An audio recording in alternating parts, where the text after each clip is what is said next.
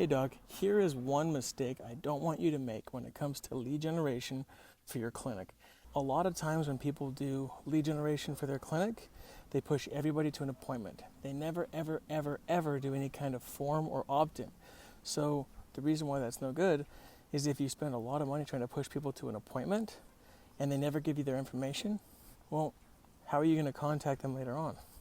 The best thing to do is make it as easy as possible for them to opt into a form. So you get their name, their email, and their phone number. And that way later on you can always nurture them, explain to them what you do using follow-up processes that emails them, texts them, sends them voicemails, and you even call them, letting them know the different kinds of services that you provide, because then they're a lot more likely to close. Which, if before you push them just to an appointment link, you might on the top end get 2% of people to actually do that.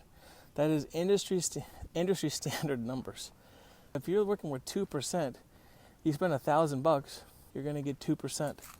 Imagine what you could do if you can get like 20% or 30% because you had them opt into a form. And then from that form, you also push them to the appointment. That's a much better way to do things. Follow up, follow up, follow up. That is the biggest thing when it comes to this. Send them to an easy opt-in page, have them fill out a form, follow up with them, follow up with them, follow up with them.